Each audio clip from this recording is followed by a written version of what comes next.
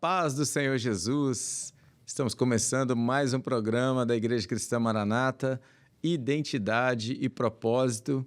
E nós falamos aqui dos nossos estúdios na cidade de Goiânia, no estado de Goiás. Comigo no estúdio, mais uma vez, a participação do pastor Orlando Capuzzo. A paz do Senhor, pastor Orlando. Paz do Senhor, pastor Fabiana. Paz do Senhor a todos que nos assistem.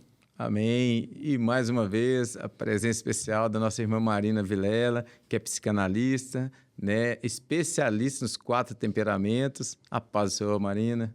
A paz do Senhor, pastor Orlando, Amém. pastor Fabiano. Paz do Senhor. E a todos os que estão nos assistindo. É uma bênção grande estar aqui novamente. Com certeza, uma bênção para nós. Bem, o tema do programa, os 4 temperamentos. Hoje nós falaremos de 2 temperamentos. No programa anterior falamos dos quentes e hoje falaremos dos frios, né? Essa característica da intensidade do temperamento. Mas antes, nós vamos ler o texto da palavra do Senhor para melhor entendimento, e ele está na carta aos Efésios, no capítulo 4, no verso 13. E a palavra do Senhor nos diz assim: até que todos cheguemos à unidade da fé e ao conhecimento do Filho de Deus, a varão perfeito, à medida da estatura completa de Cristo. Muito bem, irmã Marina, nos fale a respeito destes temperamentos. Então, nós falamos daqueles temperamentos considerados quentes, que são aqueles que são extrovertidos, têm essa intensidade, voltado para a interação social, necessitam disso. E agora nós vamos falar dos frios. Os frios, eles são introvertidos. Eles têm baixa necessidade de interação social, ou seja, eles não precisam tanto estar rodeado de pessoas sempre, eles já são mais quietos, eles já são mais analíticos, mais observadores, eles têm uma tendência de serem mais profundos também. Então, esses são os frios, melancólicos e fleumáticos. São esses 2. E fleumáticos. Isso. Muito bem. Eles são aqueles que eles vão pensar muito antes de falar. Eles vão pensar muito antes de agir. Não é daquele jeito, né? Os quentes... Pensou, falou, às vezes nem viu e falei, nem vi, fiz. Os frios não. Eles têm essa velocidade de reação mais lenta, o que significa que eles vão pensar mesmo, antes de dar uma resposta, antes de decidir, antes de agir. Os melancólicos, eles têm essa velocidade de reação mais lenta, eles são mais sensíveis. Eles são mais profundos, extremamente analíticos, organizados. Eles gostam de ordem. Então, tudo para eles tem um motivo, tem um porquê, tem um horário definido. Eles são atentos aos detalhes. Eles têm uma tendência ao perfeccionismo, gostar, né, de ver tudo ali muito bem organizado, tudo dentro ali, milimetricamente ali. Eles gostam disso. Isso faz parte de quem eles são. Então, muitas vezes, eles não vão estar rodeados de pessoas, mas estão observando o ambiente, eles estão ouvindo, eles são excelentes ouvintes, estão refletindo. Eles demoram para entrar em execução, porque estão planejando tudo antes. Então, é tudo muito bem planejado anteriormente. Eles não fazem nada assim, né, de impossível, de rompante. Não. Eles vão primeiro planejar, projetar aquilo que eles querem. E eles guardam, eles têm uma memória emocional muito profunda, que é tudo aquilo que eles... que são feitos com ele, tudo aquilo que é feito com eles, tudo aquilo que eles passam das circunstâncias, dos momentos da vida, eles vão guardar. Eles lembram de muitos acontecimentos, muitos fatos da infância, da fase ali do crescimento, da juventude, da comida da vovó, do sabor, do gosto, da primeira vez que saiu com o namorado, né, com o marido. Eles guardam, eles têm essa estrutura de serem um arquivo emocional. Eles registram muito fácil e eles guardam mesmo. Eles guardam isso. Não é ressentimento, não é rancor, não. Mas eles têm aquela memória mesmo sentimental, emocional, daquilo que acontece. E os melancólicos, a gente olha para Moisés e naquele diálogo dele com o Senhor, quando ele é chamado ali, ele vai falar primeiro para o Senhor das suas limitações. ele vai expor todas as suas fraquezas diante do Senhor, o Senhor o chamando, e ele vai apresentar, porque ele é autocrítico, extremamente detalhista e perfeccionista, inclusive com ele. Então, ele se cobra muito. E aí, ele vai apresentar diante do Senhor, primeiro, tudo aquilo que falta a ele. Tudo aquilo que ele não tinha. E o Senhor fala com ele das suas habilidades, das suas competências. Ele é chamado naquele lugar, naquele momento. Então, o Senhor fala para ele apresenta, né? Diante do Senhor, ele é pesado de fala, pesado de boca. E o Senhor fala, mas eu te chamei para isso, para ser o libertador.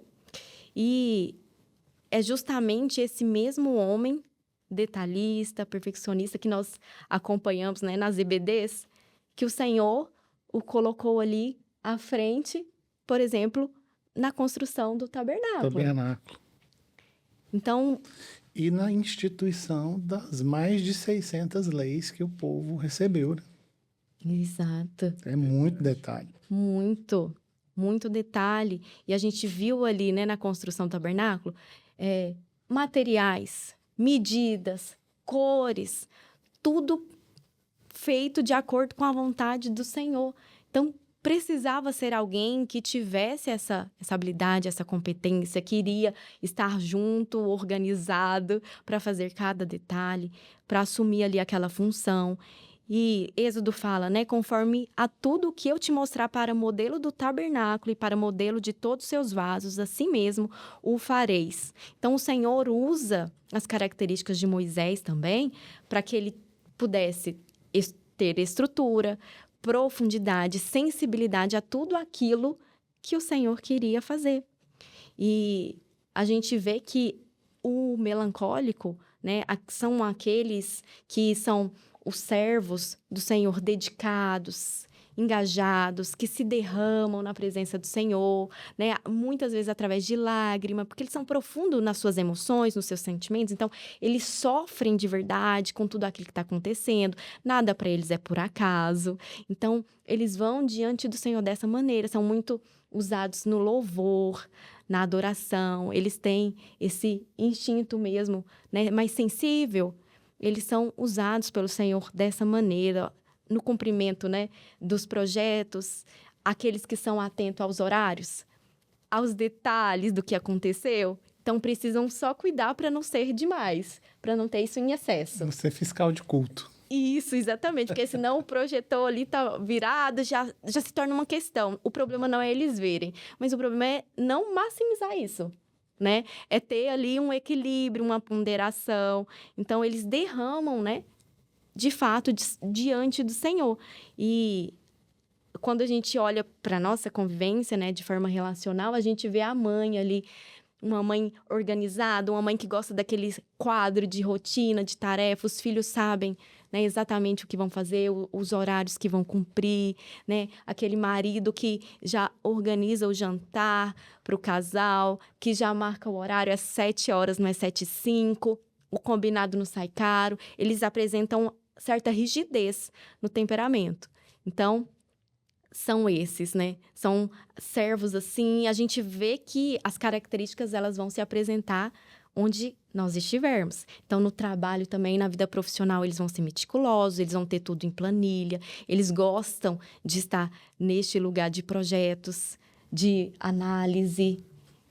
São assim, e são assim usados pelo Senhor. Então, precisam cuidar do pessimismo, de alguns pontos, né? O pessimismo, a autocrítica excessiva, os pensamentos negativos. Então, esses são pontos de atenção. Os pontos de atenção. Que eles precisam cuidar. Precisam. Porque existe uma profundidade, muitos pensamentos. E aí eles precisam questionar esses pensamentos. Eles não podem deixar esses pensamentos negativos, pessimistas, tomarem conta. Os pensamentos geram sentimentos. Os sentimentos vão gerar as ações. Interessante, Marina, tem uma pesquisa científica que diz que mais de 90% de seus medos não se concretizam. Então, uma pessoa que entra num viés... vamos colocar assim, que emocionalmente ele não está bem e que entra num viés desse, sofre muito. Né?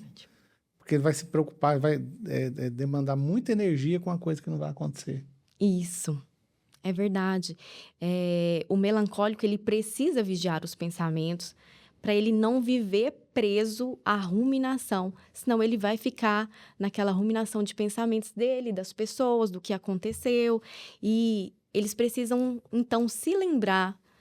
Eu gosto de sempre dar essa ação prática para eles. Se lembrem da palavra, se lembrem de Filipenses, né? Filipenses 4, quanto aos pensamentos. Vão pensar em tudo aquilo que é bom, que é verdadeiro, que é honesto, que é justo, tudo aquilo que tem louvor. Vamos relembrar as promessas que o Senhor te falou, que o Senhor te fez. Se preciso for, né, vamos questionar os pensamentos, vamos confrontar esses pensamentos, vamos trazer à memória aquilo que nos dá esperança. Então, isso é uma boa ação para os melancólicos. Excelente. A palavra nos orienta em tudo. Tudo. Em tudo. Em tudo. Muito bom. E agora os fleumáticos. Os fleumáticos são aqueles pacificadores, mediadores, são aqueles que evitam conflitos. Eles buscam a paz a qualquer custo.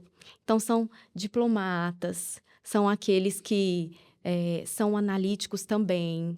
Eles demoram um pouco para entrar em execução, porque também tem a parte do medo, de buscar sempre o equilíbrio, mas são sensatos, são pessoas que buscam viver uma estrutura emocional equilibrada, ponderada. Eles têm reações mais lentas porque eles observam muito antes de agir. Eles também são excelentes ouvintes, eles gostam muito mais de ouvir do que de falar, eles se sentem mais à vontade assim. E eles são mais flexíveis, são adaptáveis, eles se adaptam fácil ao ambiente novo, às pessoas novas, rapidamente ali eles já se instalam, eles já estão, apesar deles não serem de iniciativa, né, não serem tão proativos, mas depois que eles estão já naquele lugar, eles vão se relacionar e eles vão se relacionar muito bem. Então, os fleumáticos, eles estão nesse lugar. Vão pensar antes de responder, vão buscar paz a qualquer custo. Eles são de fácil convivência. Quem convive com fleumático vai falar que eles têm essa facilidade de conviver. E olhamos para Abraão com um perfil conciliador. Quando a gente vê ali aquela luta, né, com os pastores de Ló, a gente vê que ali para não ter conflito, para evitar qualquer discussão ali, ele fala, olha, se você escolher a direita, eu vou para a esquerda. Está lá em Gênesis 13. Ele prefere preservar a paz do que viver o conflito. Sim. E eu lembro muito também de Esther. Esther, ela demonstra ali inicialmente uma certa hesitação, né? Quando Mardoqueu avisa ela ali a primeira vez que existia uma sentença ali, né, contra o povo, primeiramente ela fala, olha, mas você sabe, eu tô aqui no palácio, sou rainha, mas ninguém pode entrar na presença do rei, né? Tem muito tempo que eu não sou chamada, ninguém pode entrar, né? Se o cetro não foi estendido, tem uma sentença de morte, tudo. E aí ele vai e lembra ela. Ele vai dar uma palavra para ela, lembrando ela do porquê ela estava ali. Do propósito. Do propósito. Ele fala, né? Porque se de todo te calares neste tempo, socorro e livramento de outra parte virá para os judeus. Mas tu e a tua casa e a casa de teu pai perecereis. E quem sabe se para tal tempo como este chegaste a este reino. Então, ali, ela precisava vencer a passividade, a apatia. Ali, para ela, estava muito confortável, era muito cômodo. Ela já tinha chegado à posição de rainha. Ela estava vivendo ali no palácio. Então, aquele momento era um momento de assumir a posição. E quando a gente vê que ela assumiu a posição, quando ela diz assim, então irei ter com o rei, ainda que não é segundo a lei, e se perecer, pereci. O fleumático, ele precisa alcançar o propósito. Ele precisa saber o motivo de agir. Porque quando ele tem esse entendimento, ele se torna alguém imparável. Ele se confunde até com colérico na execução, porque depois que ele entendeu, ele não para mais. E aí ele se torna excelente, ele se torna intencional em se movimentar.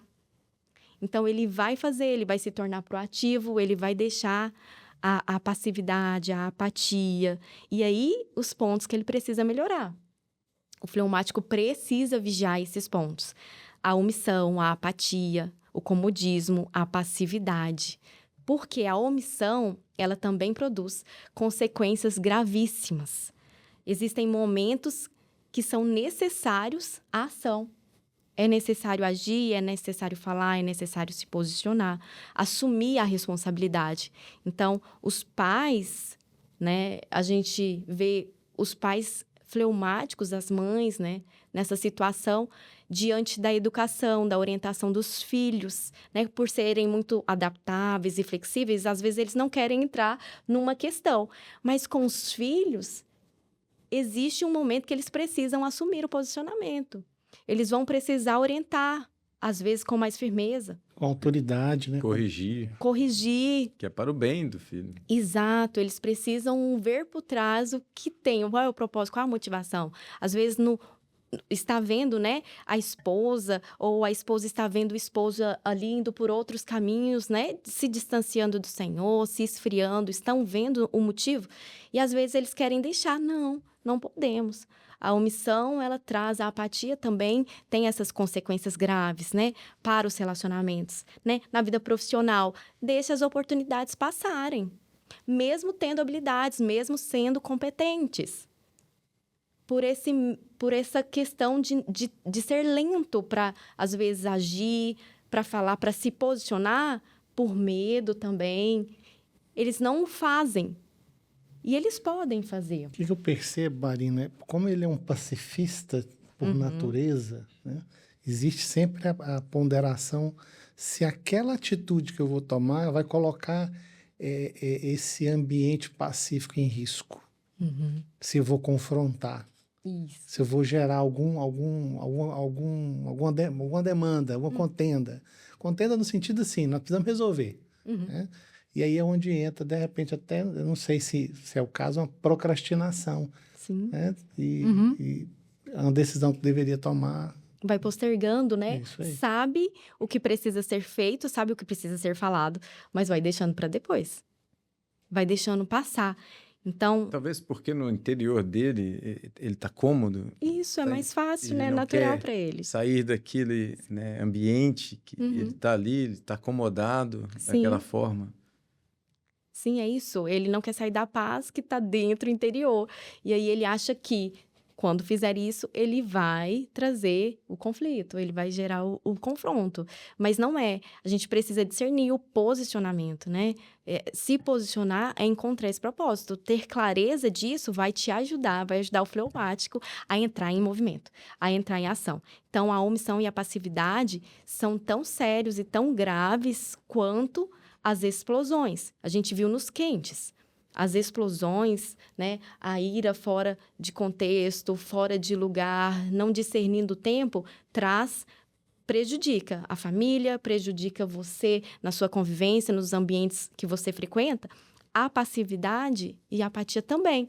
Porque se você não se posiciona, se você deixa para depois, se você deixa para lá, você está deixando às vezes, de falar uma verdade, de trazer alguém para perto, de não deixar a pessoa se perder. Então, é assumir uma responsabilidade também. Um exemplo, é só o comportamento, tá? Ele, com seus filhos. Então, eu entendo que encaixa aqui nessa... A falta de correção, a falta... De um posicionamento com o comportamento dos filhos ao prejuízo que gerou. Né? Então, é muito bem colocada essa questão. Os excessos, tanto para um lado quanto para o outro, pode trazer um prejuízo muito grande. E a palavra nos ensina o equilíbrio. Né?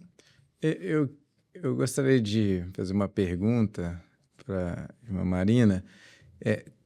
Do programa anterior, falando sobre os temperamentos quentes, e deste programa, falando dos frios, em alguns momentos, eu creio que talvez o pastor Orlando também, tenha se identificado.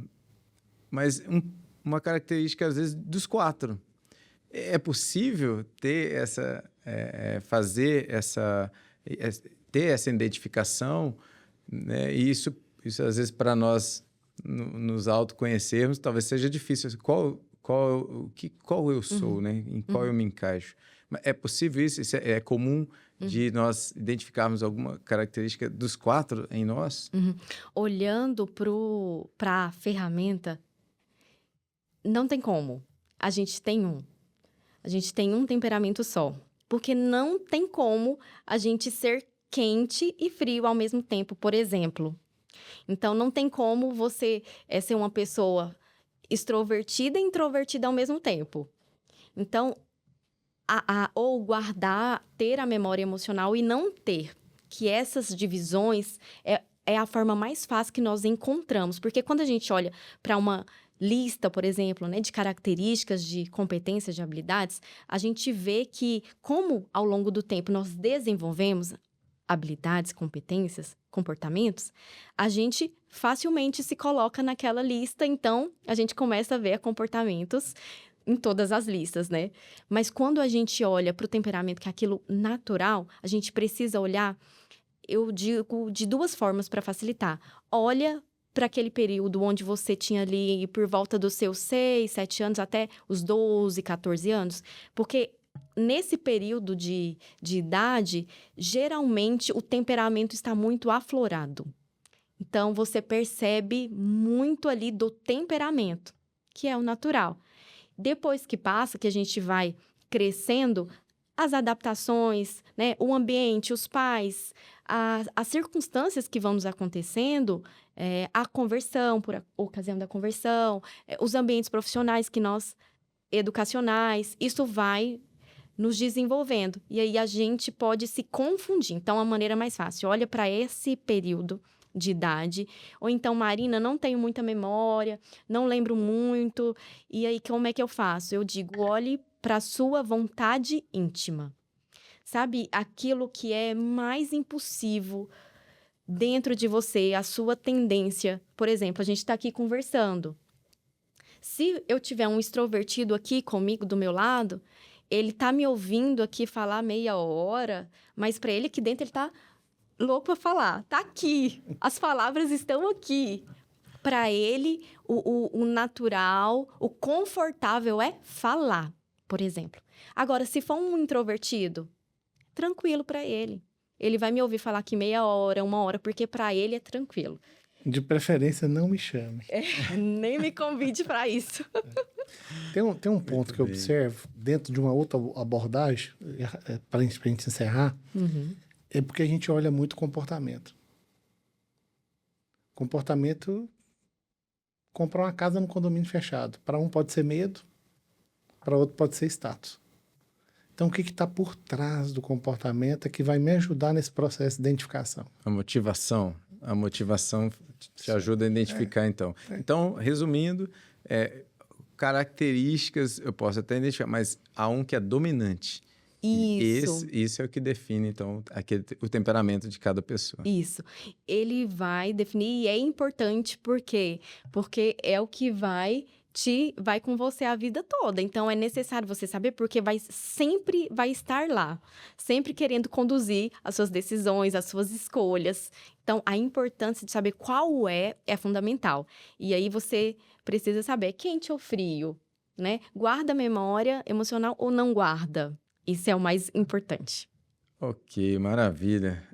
Maravilha. Olha, queremos agradecer mais uma vez a participação da irmã Marina Vilela, convidar a estar mais vezes conosco, né? Agradecemos a presença.